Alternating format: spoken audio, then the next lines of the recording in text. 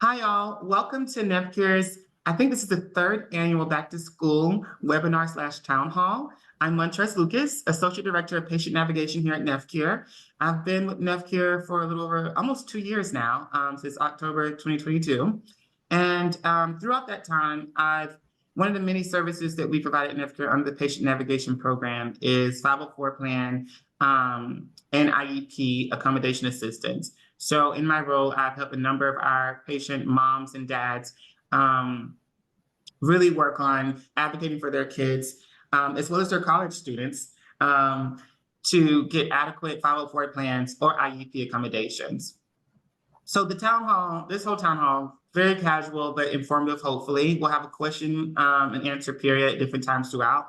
But we want to start out, before we start out, I want to go into what 504 plans are versus what IEPs are. So you'll see me share my screen in a few seconds. And after I get done doing that, I'll introduce our lovely patient moms who have one's new to the 504 plan IEP world, the other one's more of a vet who's kind of been in the game for a while.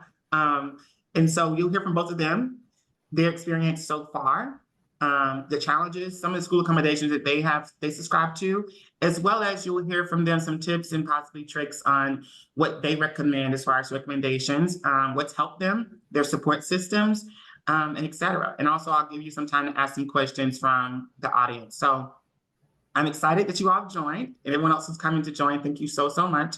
This will be recorded. It'll be posted on our YouTube channel, our Instagram, most likely, as well as our Facebook in probably in a few days. I would say probably by the end of the week. So if you don't catch all of this, please know that you can rewatch it on our YouTube channel, Instagram, as well as our Facebook. So first and foremost, let's go into what a IEP is and what the 504 plan is and how they differ.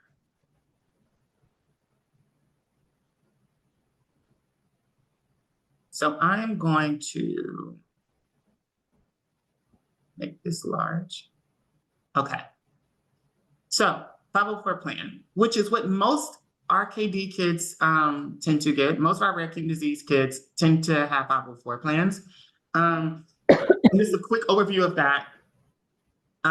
It came in the Rehabilitation Act of 1973, so it is part of the law, as well as it's more of a broader plan versus IEP. It's less strict, and it tends to take the form of extending things like test time, having things like assistive technology. So a lot of our kids that get 504 plans, because they are on dialysis, they're seeking treatment, they're in hospitals sometimes, unfortunately, they get extra time to take their test under their 504 plans, as well as some of them have in the past ended up going home with certain iPads to get them help with that, as well as at-home tutoring sometimes. So we have some of our kids, though they are still in school and go to school, when they're unable to go to school for extended amounts of time, sometimes they will have tutors that the school has the capability to send out to the home and to work with the kids to keep them up to date.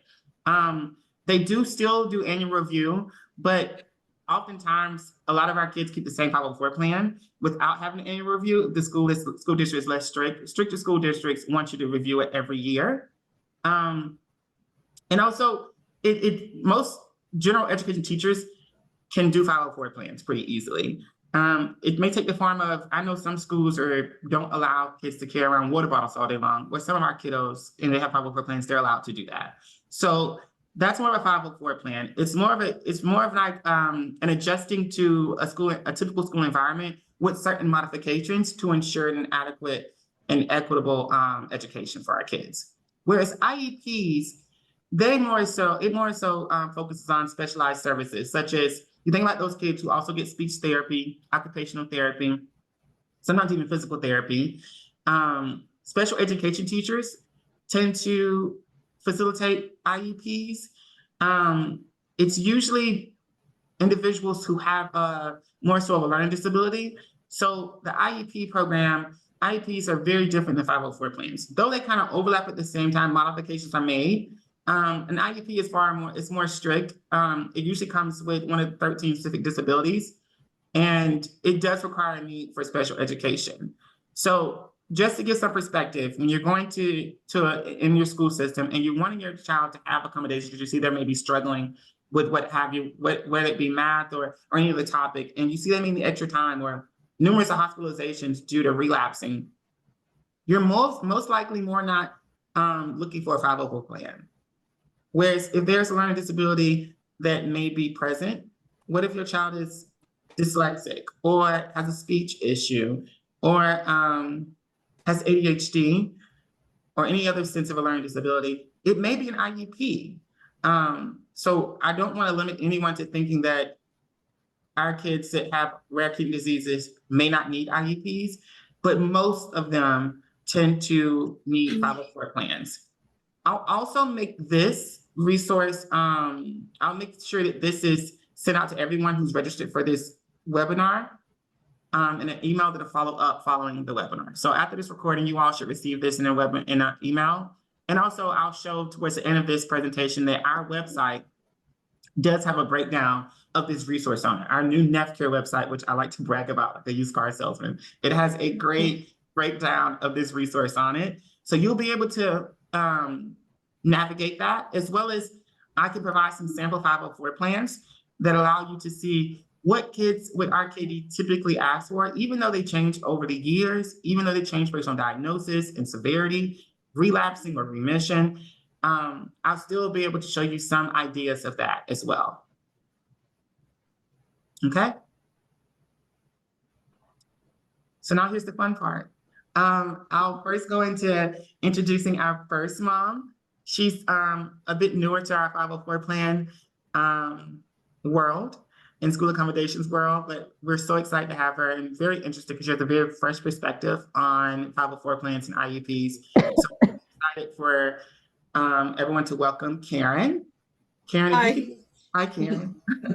If you could just tell us where you are, tell us a bit about your daughter, when she was diagnosed, how she's faring today. That would be great. Well, I live in California and she got diagnosed the beginning of this year, literally like January 2nd. I got her official diagnosis. So she has WT1 with FSGS and she has bone mineral disease. Then she has other stuff too. But I literally just got the 504 plan like in June, like the week before we went back to like summer. Mm-hmm. But it was kind of hard trying to get it because when I went to the youth summit, they were talking about the 504 plan. So like I came back home and I started like Googling it, what it was. And then you actually sent me an email saying if I had any questions to like reach out. So I emailed you back and you got back to me about the 504 plan and we went over it. And I was trying to get in contact with the principal and like it was just like a back and forth thing because she didn't want to give me the 504 plan. She wanted to put my daughter on independent study. Mm-hmm. So like she wanted me to tell her like a week in advance when she was gonna get sick. Like how is that possible, you know? Right. And I was like, yeah, she doesn't need the independent study. So you sent her an email about what they have, the rare kidney disease. Mm-hmm. And it took a couple days to get back to me, but when she did, she was like, okay, let's set up the 504 plan because she went over that. I was like, okay. Yeah, I think, well, it wasn't as spirited as some of my other emails are, but it was spirited in a little firm. Yeah. Well, I heard you say, and how can you tell us how old your daughter is again? She's 10 years old. So one thing I heard you say was that that she wanted you to almost predict when she was going to get sick again. I think that with our RKD youth, oftentimes people probably compare them to other very visible and outward-facing diagnoses. So they always think it's going to be predictable, whereas you too as mom can basically both have testimonials where it shows that it's not, these diseases are not predictable at all. They're and so not. With her having a rare kidney disease, what do you think are some challenges that you face with having school accommodations versus a child that doesn't have a rare kidney disease? Well, it's like she does cramp a lot, so like I don't know when that's gonna happen, you know. or she's feeling tired. So, and she has high blood pressure as well. So like I have to keep like checking her blood pressure, and sometimes it does go low, and then she doesn't want to go to school because she feels like fatigue and stuff. So yeah, I can't really tell when she's not gonna be feeling good. That makes sense. What are some of those modifications you asked for, Karen? What are some things you asked for in your 504 plan for her? We got for when she gets lightheaded and nauseous, and then we got for hydration, fatigue, muscle cramps. That's what the area of concerns that I got for her. So with that, did they pre-fill any of that, or was it something you basically had to kind of like write for, ask for? It was me, the assistant principal, and we both like put in what would go with it. So there was like when she's feeling like nauseous or she's grabbing her head, like that's when like for the teacher to watch out for, like if she's not feeling good and if she's not speaking up, my daughter. And then go ahead, Karen. Finish. And then we just for like for her to take a Stanley with water. So they approve her Stanley. That's great. We've had other kids that do that too. One really strict school, but they allow like the young man, I think he's about 15, to have a Stanley cup of water with him at all times because he would get so dehydrated and be so thirsty. Do you find is she able to advocate for herself? Do you think that she's one of those kids that kind of doesn't want to be a problem at all, so they don't want to say when they have an issue? Or do you feel that she feels that she can speak up in those moments? She could be either or, like it depends on her mood. But the teacher told me when she's not feeling good, she does go tell her that that she needs to take a break of like from PE and stuff. And then the teacher puts her on like aside. So with you being new, because I know you said that she got diagnosed this year, you finally got an accurate diagnosis this year. How has this affected your family mentally and emotionally and her going back to school? It's like a lot. It's been a lot this whole year. It's just like ups and downs. I actually put her on therapy because of like she got kind of depressed because she's always saying like, because I have her like on a diet. It's not really a diet. She's like, when am I gonna go back to eating normal? I'm like, this is a lifestyle. This is not like just temporarily. But now that she's went back to school, like I pack her lunch. She doesn't eat like lunch from school. I pack it for her.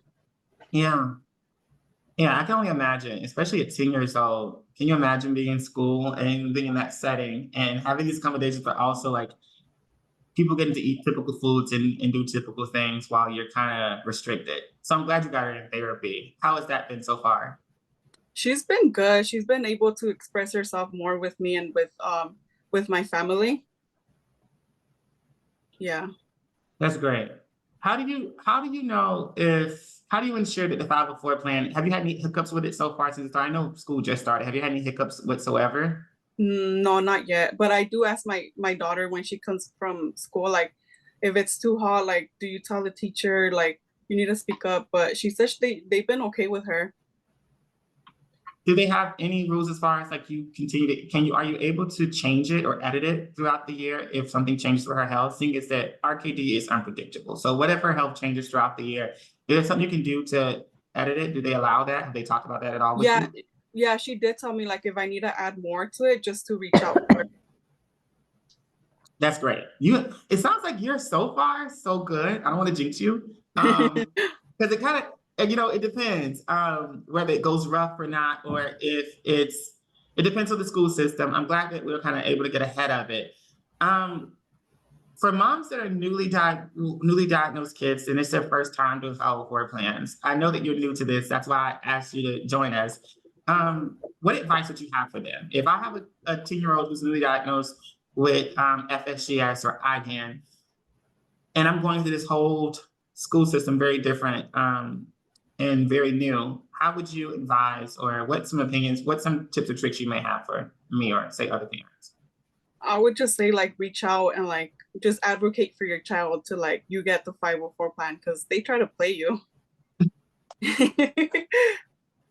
That's such a such a good way to put it. Do you have any plans to? Do you have any contingency plans? Like, do you have any plans to meet with them regarding it, or do you have to renew it annually?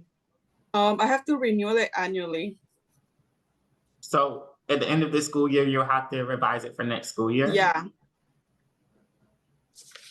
So with all of this, and especially her being newly diagnosed, what are your hopes for her future in regards to school and all of that? Just for them to like know more about rare kidney disease, which is like very rare. I didn't even know about it till the beginning of this year, and I'm still like learning about her diagnosis because it's very, like very rare. Mm-hmm. Yeah. Do you can you give us some insight on how was she misdiagnosed at first, or how long did it take her to get diagnosed? Well, it just all happened last year right after her birthday. I took her for a physical exam and her high blood pressure was high.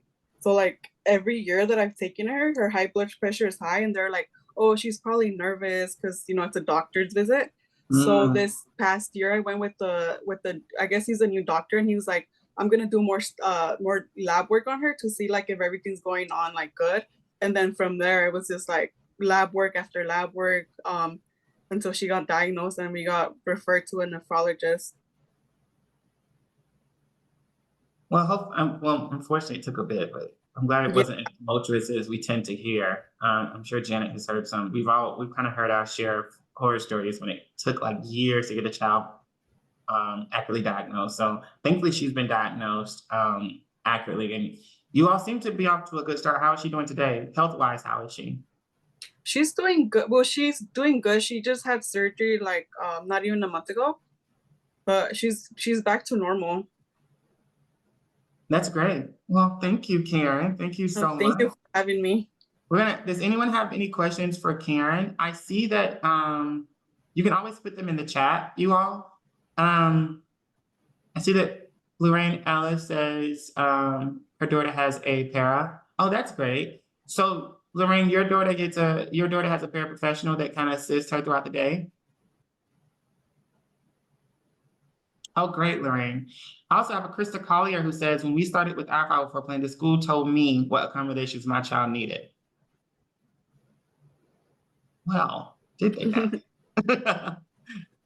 We have some nephrologists over there at the school, I guess. Well, Crystal, one thing that we can, and I'll also have my contact information at the end of this, my name, my email at the end of this. So Crystal, if you're interested in revising that or revisiting that, you can reach out to me directly and we can discuss that. I don't mind advocating for you to make sure it fits her. Or your child, sorry, he or him or they. I want to make sure that you feel like you're being serviced adequately and that your child's having an equitable education, because oftentimes they will tell you what they think that you may need. I've heard that before, and they're basing it off for kids that have more typical diagnoses, maybe end-stage renal, or they have unfortunately having oncology, having cancer or something like that. They tend to base it off of those kids. And these kids are a bit different, as you two can attest to. Our kids are a bit different. They sometimes look well and they feel horrible. They look well sometimes even in the hospital and they feel horrible. So Crystal, if you want to reach out at the end of this, please feel free. My name and email will be up at the end. Also, Lorraine says the paraprofessional, make sure she drinks water.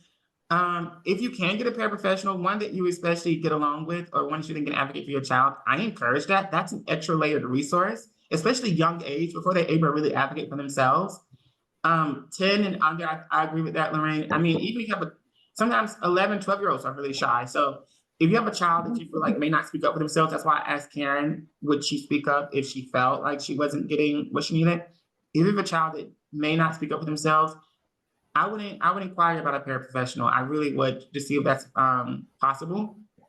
If you feel like your child may not be able to advocate for themselves.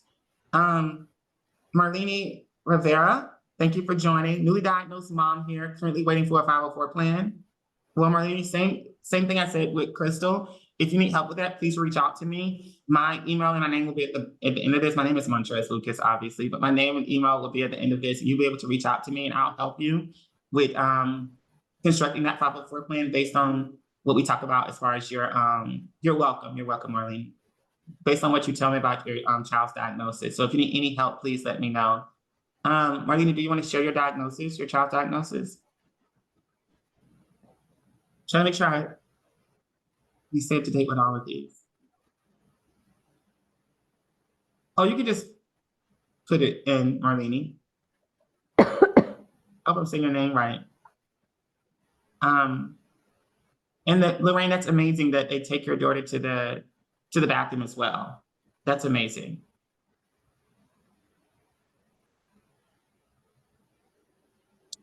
So sorry, Ms. Rivera. So sorry, Marlene. Her daughter is 10 years old, currently in end-stage renal failure, 3 times a week dialysis. She's diagnosed with C3G.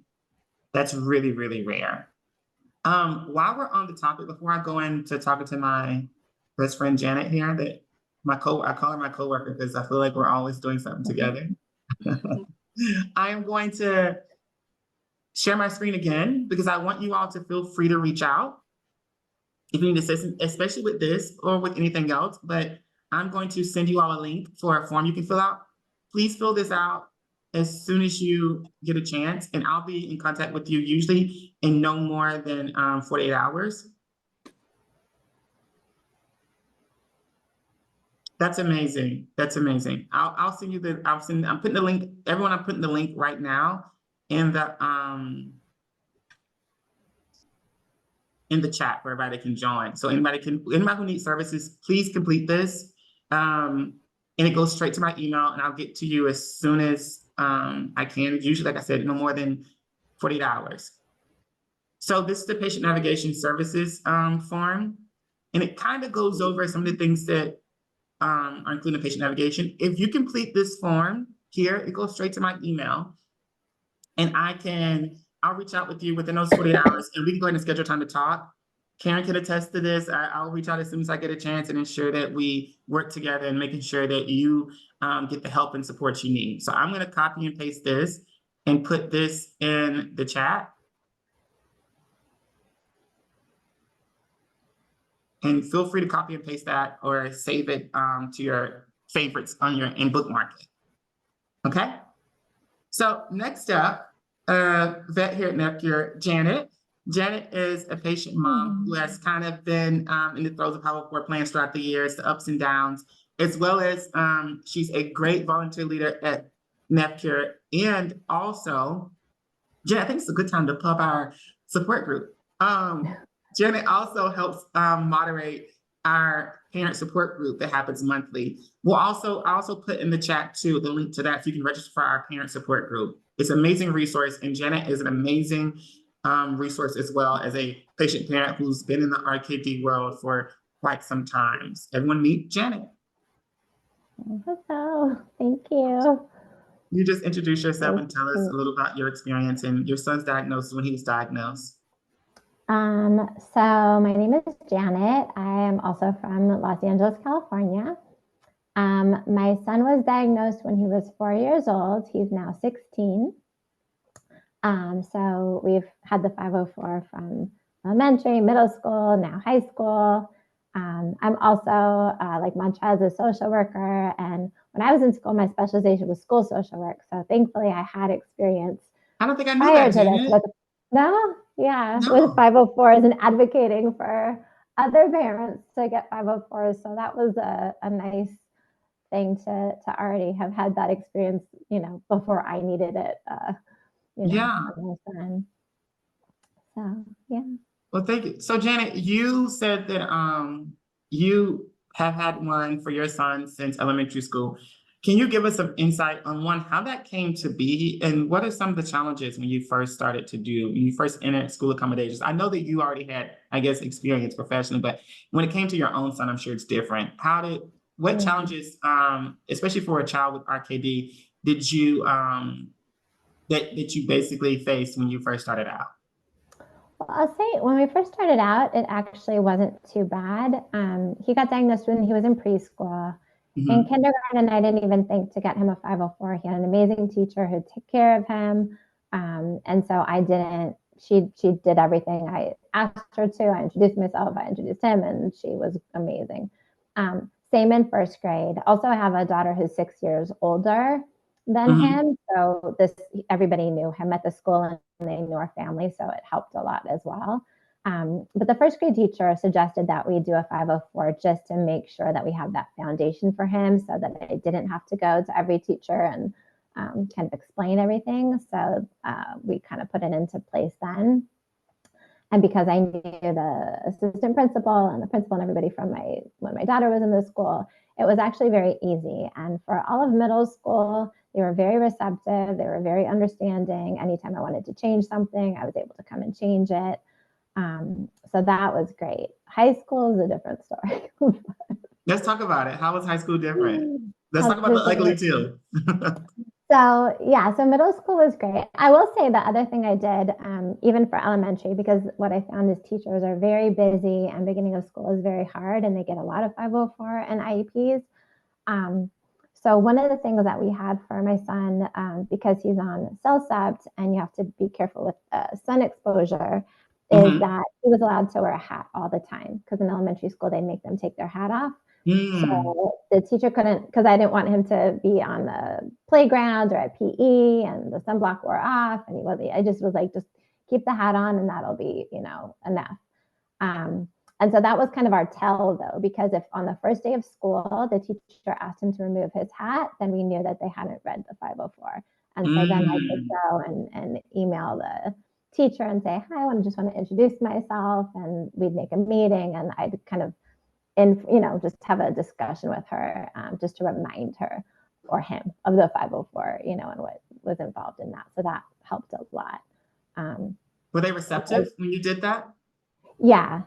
I did that every year of elementary. And as he was going into middle school, I made an appointment with, elementary, the teachers, middle school with the assistant principal, just to introduce myself and let them know about what, my son was experiencing and what some of the challenges were going to be, and remind them about what he needed, because to assume that they were always going to read everything was a hard assumption. But everybody was always really receptive and definitely took great care of him. High school has been a little bit different. His first year, he had a great assistant principal and counselor. That same thing, I talked to them in the beginning. He was actually home for most of middle school because of COVID. So this was his first time coming back into school with everybody else. So that was concerning for me. And so we had a meeting and they took great care of him. And then they left and there was a new assistant principal and a new counselor. And what I found is a lot of the things that we had put in his 504 for elementary and that I thought was in middle school, but because he wasn't in school during that time, I don't know exactly what happens because he was home, so we weren't using it, did not translate to the high school 504. So when they wanted me to sign his 504, I'm reading it and I'm seeing all these holes for things that I have put in his 504 that were no longer there. So they wanted me to sign it, which, if you don't agree with what they're saying, you don't have to sign. So I said, I'm not going to sign it. I want to meet, and this isn't the 504 plan that should be. And that to the woman who chimed in and said that then the person told them what they needed on the 504. This was the first time that my experience, nobody was actually asking me what I needed. They were telling me what I needed. And they were not at all gentle about it or informed. Yeah. So that was a difficult experience where I actually just kind of took a break from the 504. This was last year. I kind of got his needs met, if we did need something just individually through teachers. The point was to kind of have the foundation, but it wasn't really necessary. We could communicate individually to different teachers if need be. And I decided that for my own mental health, because it was a very triggering conversation and meeting that I'm I was going to sure. just let it go until this year. And so now it's come up again that there were some issues as school has started. And so I need to revisit his 504 with this lovely new administration.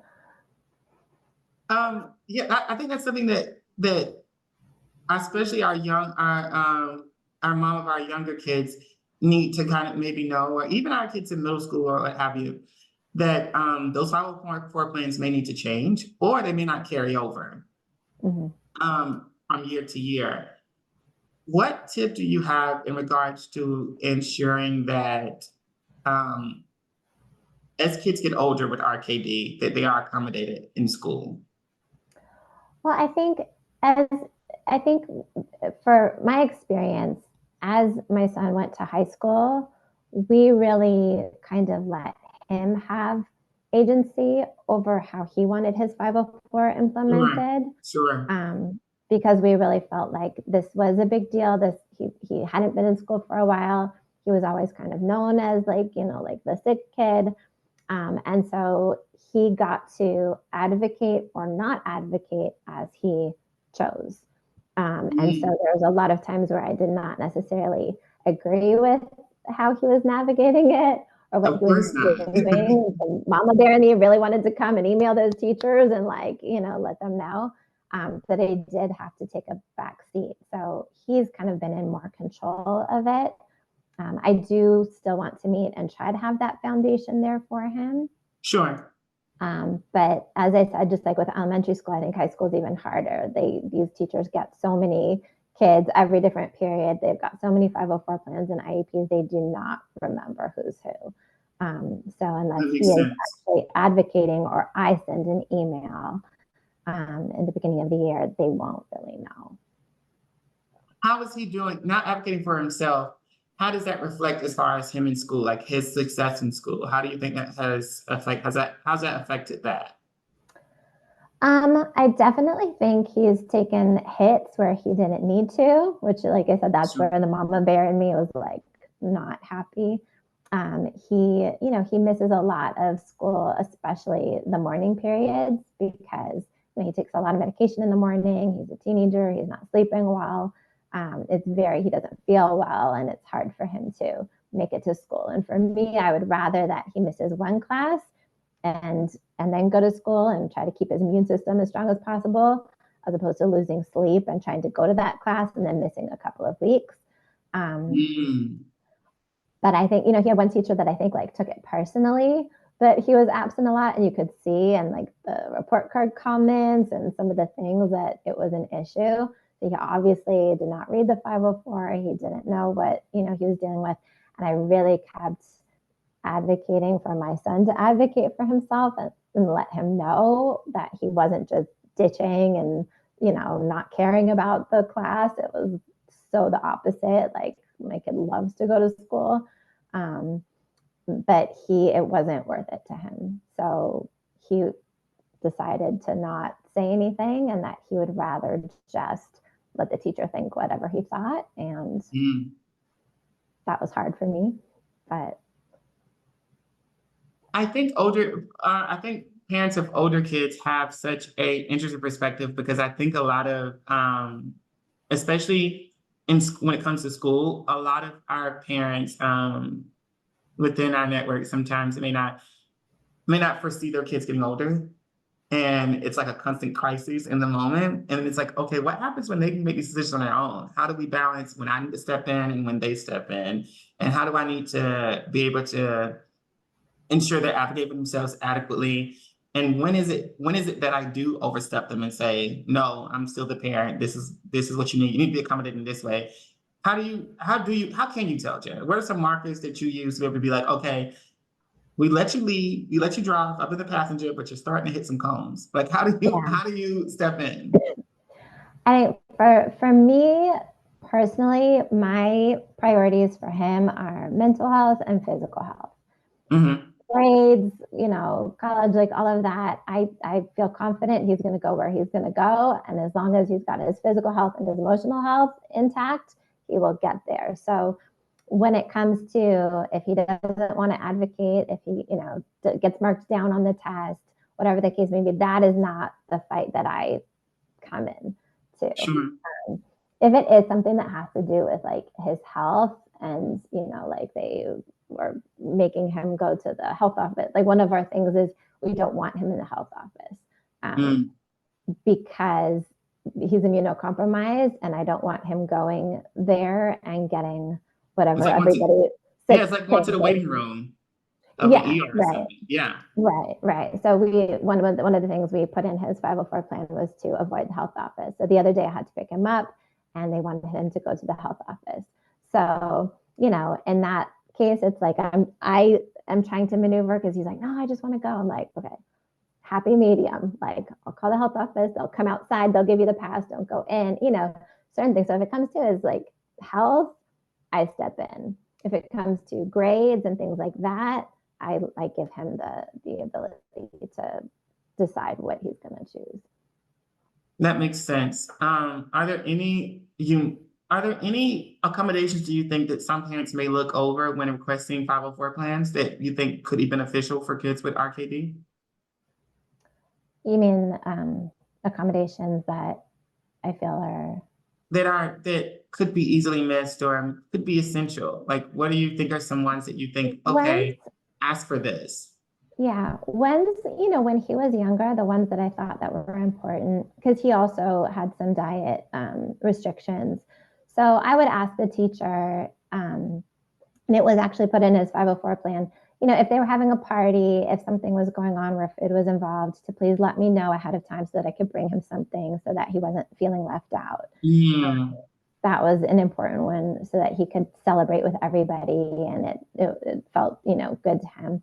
I remember another one we put in later because it was kind of trial and error. Like I didn't know to ask for it until it happened. But he would miss a lot of school because he was sick all the time. And so one of the grades, the classes he was in had at the end of the month, I think you could earn points and you could go to like a party room. So they had a day where you could be in the party room, but if you had missed assignments, you had to stay in like the work room and you couldn't go to the party room. And I remember he was, penalized for having been out and he had to stay in the workroom and he couldn't go to the party room. And I was like, this kid's never going to get to the party room. So we kind of also put that, like he can't be penalized for when he's out, Yeah, something he can't help. Right. He can't help it. He's not purposely not doing his work. So we will get the work done, but let him go and go to the party room. Like he shouldn't be missing out on fun experiences for something that is not his fault. So that was one. Another one that we put in after trial and error was that they had to kind of modify assignments, when he was out a lot and there was a lot of missed work. Mm-hmm. I remember him coming back to his desk one time and it was like a stack like that. And just looking at it was like overwhelming. And so we kind of said like the most important assignments, for learning purposes, so he doesn't fall behind, are the ones that he needs to do. But the teacher really has to pick and choose. He can't make everything up. When your kid has been out for a couple of weeks and not feeling well and in and out and back and forth, it's really hard to make up all of that work. So we kind of had a thing that they really need to pick and choose what he really needs to do for work, but all the busy work and all the things that he's missed, that can kind of be put to the side. So that was another important one for us, I feel like. That makes complete sense. And also really smart, especially I think sometimes we don't think about I think it's important, well, I don't say we because I'm not a parent, but I think sometimes anybody who works in this sector, or anybody who has kids with RKD, one thing you've touched on was the social aspect.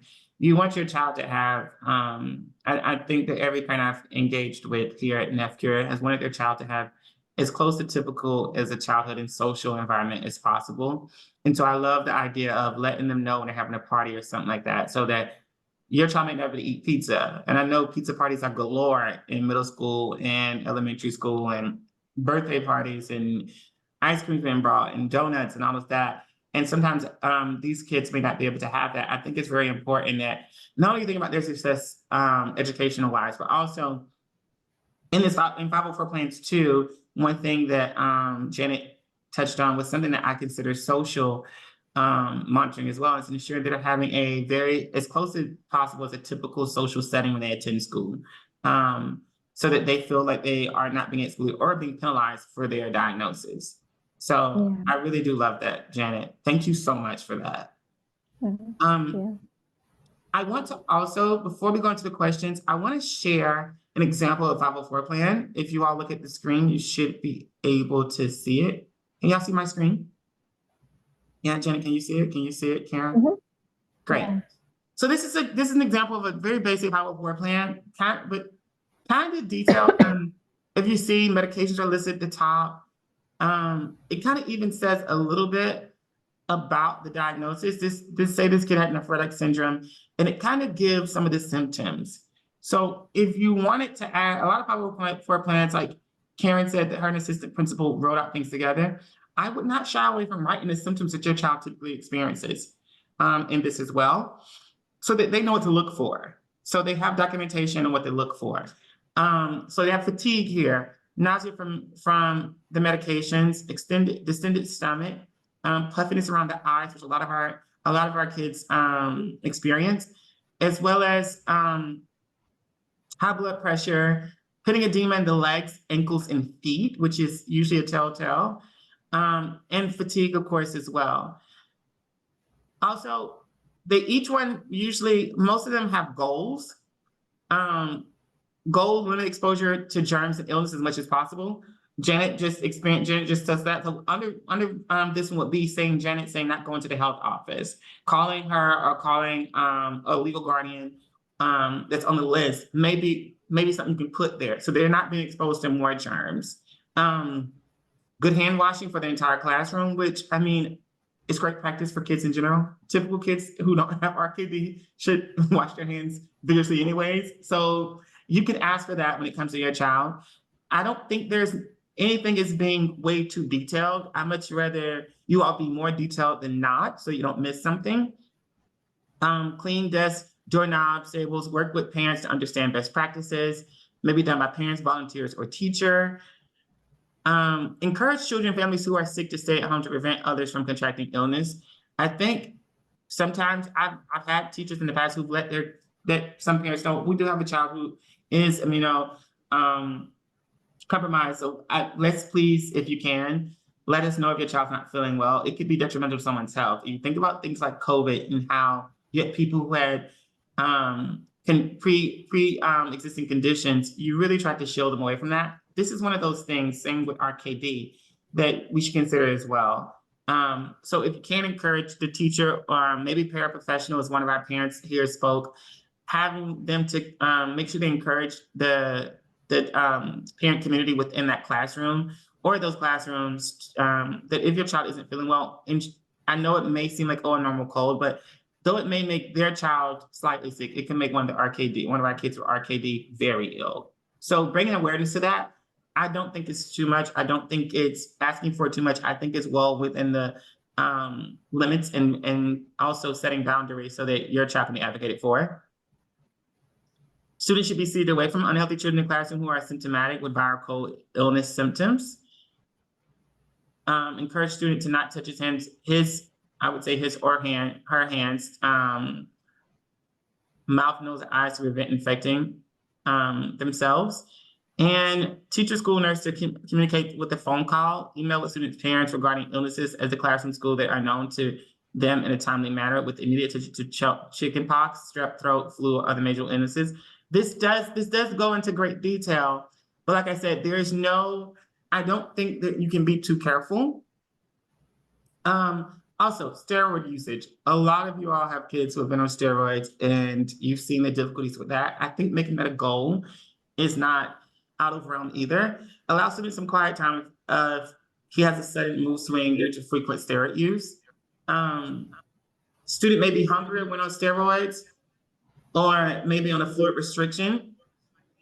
So he may gain some weight or need some supervision regarding fluid intake. Watch for teasing or bullying due to side effects of steroids. So this kind of touches on not only the medical, but also emotional sense of what happens to kids that are on steroids. So keeping this in room as well. So this is an example of two major areas where our kids tend to struggle. I'm gonna copy and paste this. It's on our website on NephCure.org, but I'm copy and paste that and put it in the chat as well. Much. Sure. Oh, I was just gonna add to for this under the steroid use. Another thing that we put is that it can, in addition to mood swings, it can make it hard to focus, and it can make, you know, our child a little like,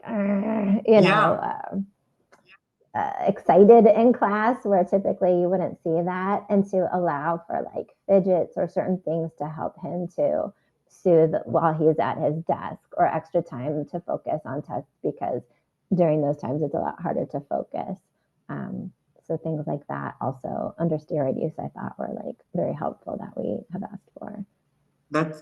I agree with that. Thank you so much, Jenny. And I think as you all unfortunately get to know your new normals when you have kids with RKD, you're gonna notice some of those behaviors. I don't think putting some of those behaviors on this, tell the teachers to look out for, when the child's acting and doing this is what's going on. Having that kind of under there won't be at all harmful. I think it'll actually help your child and empower them as well and advocate for them. Do we have any questions from anyone who's in the chat? Please feel free to put your questions in the chat. I think I'm echoing, Janet. Am I echoing, Janet? Nope. Janet, do you hear an echo? No, I don't. Okay, if it's just me, that's fine. I can deal with my voice bringing back to me. Oh, Sophie says a little bit. Let me see, Janet, I'm gonna mute yours real quick and see if that helps. Let me see. Am I still echoing? No, that did work. Janet, if you have something to say, just put a hand up real quick, Janet. I think sometimes I have audios like that. It kind of. So does anyone have any questions? Welcome, Sophie, Melissa, Lorraine. If anyone has any questions, feel free to put it in. I'll give everyone a few minutes. I'll also put back on a quick. Oh, thank you, Sophie. Thank you. I'm so glad that you all found it beneficial. I'm going to also put my contact information back on there as well.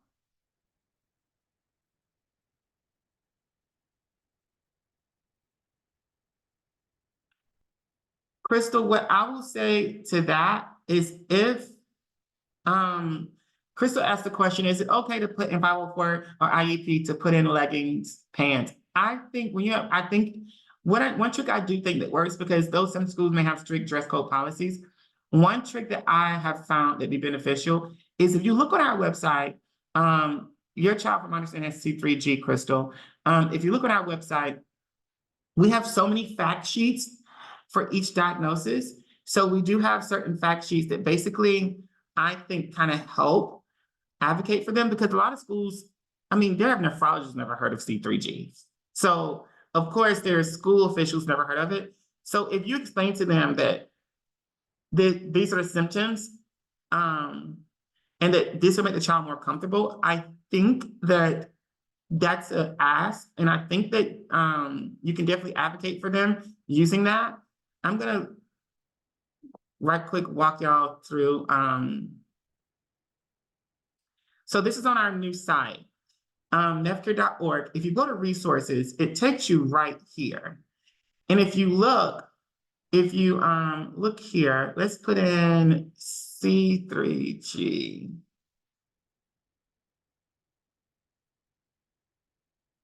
And it takes you to a fact sheet.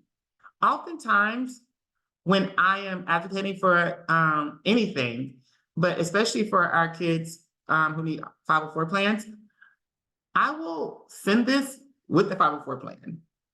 So I will say, oh, let's download this as a PDF. You will see that this is an actual diagnosis. These are issues these are symptoms and what have you on this diagnosis. Sorry, that's not loading. It should be in a little bit. But it should show where, hold on, y'all. Let's click. There we go. So it gives them a good overview. It shows symptoms, swelling in many areas of the body, edema. So the reason why leggings are needed is because of pitting edema or edema in general. I think that you highlighting that and showing them this will be very, very beneficial. And you can also have them reach out to me. But also, I think including this with your 504 plan is it gives them it legitimizes the child's disease. Unfortunately, many people still don't know about RKD, any of the diagnosis. So these sheets right here really do help as far as advocating for them. I had a 13-year-old with IgAN. And of course, the school officials never heard of IgAN. And so they're like, well, she looks fine. And it was like, okay, this is what IgAN is. You see their eyes all like stretched wide because they could not believe that they had never heard of an illness that's out there affecting people, but also that it comes with so many of these signs and all these symptoms, as well as how this child feels on a normal basis when she's not feeling well and how that looks for her. So having these just one sheets, they'll read that pretty quickly. They'll be able to see that. You can even highlight this stuff before you go into those meetings and be like, hey, this is legitimate. This is what my child feels. This is an overview and explains it in layman's terms so that anyone can understand it. So I really think that's important that things like this you take with you, and that helps with the advocating. Let me unmute you. Go ahead, Janet. Sorry, I was like looking for the raised hand. I'm like, I'll just do my own. I was going to say, I don't know if this is helpful, but there was something that we did before, because we didn't have, this is amazing, and we didn't have this, when we were beginning our journey. Mm-hmm. But one thing that NephCure did do at that time, there were a couple of videos. A few California families did a series of videos. And there was like nephrotic syndrome 101, and there was the parent caregiver journey, the child journey. And it was just like a quick, I don't know, maybe 10-minute little video. And sometimes I would attach that video. I would ask the teacher or the assistant principal or administration if they would, be willing to look at a little video as opposed to reading something, because I didn't have this available. And something about watching the video and hearing the patient stories, it really like moved them. And so I don't know if you've That's seen amazing. They were really, really more receptive after seeing the videos, because they saw like, they were talking about the journey, what it meant to them. And a lot of them said, you've explained this to me, I've read the sheets, whatever, but I didn't really get it. But that video really helped. So I just wanted to offer that. I think that's amazing, Janet. I didn't think about that. And our videos are pretty short, especially when it comes to our patient testimonials. You also can use patient testimonials as well. They're also on our site as well. Here are more of those fact sheets, by the way, too. It's IgAN. There's so many fact sheets that you can all use here to help. I think that really helps as well. And then I'm going to, of course, let me ask who else has questions. Marlene Rivera says, awesome, Janet, thank you for sharing. And they all say thanks to both of you all. I want to also, while Janet's on here, seeing Janet's face always makes me pub a support group. If you look here for our support groups, hold on, sorry. Upcoming events. Let's see, support. It should be here. Yeah, there it is. So our support groups are here. And our next one for our NephCure Parent Support Group is actually September 16th. And it's gonna be at 8 p.m. Eastern Standard Time. And there are moms from everywhere, Canada, moms, dads sometimes join from everywhere, Canada, wherever. So I'm gonna also make sure I copy and paste this, you all. I really strongly encourage people to join this. It's very beneficial. Oh, great job, Sophie. Thank you for signing up. It definitely touches on so many topics. along with Janet, we have Dana, who's another patient mom who's a veteran as well, and they really do serve as great resources. I think that having actual parents who have went through the ups and downs and watching their children grow up with RKD, allowing them to be the guiding light in all this is far more beneficial than saying just little old me doing it, because it really gives you some great experience, and it gives you some great insight on their experiences and validates your experience. And meeting moms from all over, I think that's really amazing. So please register for this. It is extremely beneficial. It's extremely casual and informal. The topics vary. Talk about anything. We discuss a multitude of things, and I'll be on as well to basically help guide and have you all reach out to me afterwards. So please feel free to register for our parent support group. I really, really would not have you waste your time if it wasn't worth it. I promise you. And I will also add, here is my information. So you can email me here at mlucas@nephcure.org. So please feel free to reach out and email me. Like I said, if you can fill out that form, that patient navigation form, or you can email me here, and I will help you with anything from 504 plans, genetic testing, insurance assistance. If you have insurance headaches, I can help you with that, as well as there's some financial assistance programs that many of our parents and many patients don't know about that I have access to, and a plethora of other things. And our support group, if you want more information about that, please feel free to email me here as well. So please feel free to reach out anytime. I will respond as soon as possible. That's my name, my email, and I'm the Associate Director of Patient Navigation here at NephCure. This is the only time, this is the first, by the way, this is the first town hall, virtual town hall, where everyone stayed on the whole time. So that's incredible. Thanks, Jen. Does anyone have any other questions before we go? You're welcome, Lorraine. Feel free, please do reach out to me.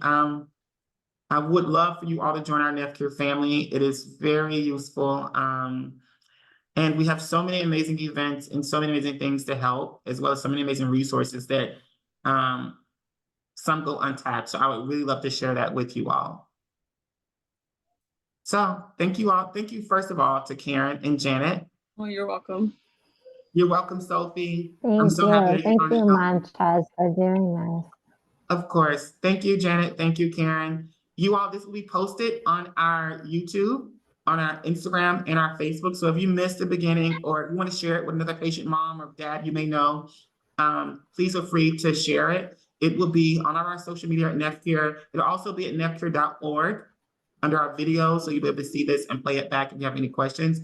And once again, feel free to reach out to me as well. And I'll be sure to, oh, he's so cute, Karen. I'll be sure to assist in any way possible.